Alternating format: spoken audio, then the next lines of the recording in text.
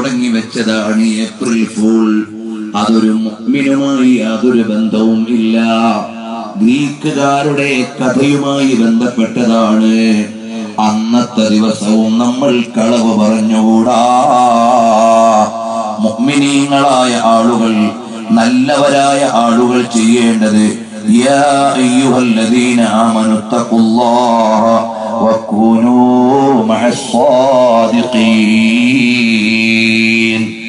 ഈമാനുള്ളവരെ, നിങ്ങൾ അല്ലാഹുവിനെ ഭയന്ന് നിങ്ങൾ സ്വാദിഖീങ്ങളുടെ കൂടെയാകണം. സത്യം പറയുന്നവരുടെ കൂടെയാകണം. സത്യം പറയുന്നവർ സത്യം പറഞ്ഞു സ്വർഗത്തിലേക്ക് എത്തുന്നതാണ്. അതേ സമയത്ത് കളവ് പറയുന്നവർ കളവ് പറഞ്ഞ് നരകത്തിലേക്ക് എത്തുന്നതാണ്. അതുകൊണ്ട് നിങ്ങൾ ഏപ്രിൽ ഫൂളിന്റെ അന്നും കളവ് പറയാൻ പാടില്ല. നബി സല്ലല്ലാഹു അലൈഹി വസല്ലം തങ്ങൾ പറഞ്ഞില്ലേ, വൈലുൽ ലിമൻ യുഹദ്ദിസു ഫയക്ദിബു ലിയദ്ഹക ബിഹിൽ ഖൗം. ജനങ്ങളെ ചിരിപ്പിക്കാൻ വേണ്ടി കളവ് പറയുന്നവർക്ക് നാശം. ജനങ്ങളെ ചിരിപ്പിക്കാൻ വേണ്ടി കളവ് പറയുന്നവർക്ക് നാശം. ജനങ്ങളെ ചിരിപ്പിക്കാൻ വേണ്ടി കളവ് പറയുന്നവർക്ക് നാശം. അങ്ങനെ 3 പ്രാവശ്യം എടുത്തു നബി തങ്ങൾ പറഞ്ഞു, നാശം നാശം നാശം. ചിരിപ്പിക്കാൻ വേണ്ടി കളവ് പറയുന്നവർക്ക് നാശം. അപ്പോൾ ഒരു വിശ്വാസിയായ മനുഷ്യൻ ഏപ്രിൽ ഫൂളിന്റെ അന്നും കളവ് പറഞ്ഞുകൂടാ. സത്യം എന്നത് ലോകത്തുള്ള മുഴുവൻ മാനുഷിക മൂല്യങ്ങളുടെയും അടിത്തറയാണ്.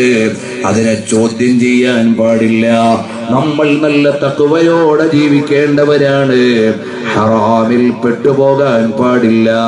കളവ് പറയൽ നിഷിദ്ധമാണ്. അത് നരകത്തിൽ പോകുന്നവർ പതിവാക്കുന്ന കാര്യമാണ്. അതുകൊണ്ട് സോഷ്യൽ നെറ്റ്വർക്കിലൂടെ ആയാലും ഫേസ്ബുക്കിലൂടെ ആയാലും വാട്സപ്പിലൂടെ ആയാലും നാളെ ഇനി ഏപ്രിൽ ഫൂൾ അല്ലേ എന്ന് വിചാരിച്ച് അടിസ്ഥാനമില്ലാത്തത് പോസ്റ്റ് ചെയ്യണ്ട. പോസ്റ്റ് ചെയ്തത് നിനക്ക് കിട്ടിയത് ഷെയർ ചെയ്യണ്ട.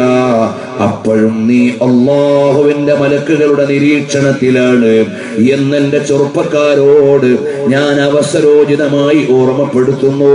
അല്ലാഹു തആല തഖ്വയുള്ള ജീവിതം നമുക്ക് നൽകട്ടെ. ഈമാനോടെ ജീവിച്ച് ഈമാനോടെ മരിക്കുന്നവരിൽ ഞങ്ങളെ ഉൾപ്പെടുത്തണേ റഹ്മാനേ.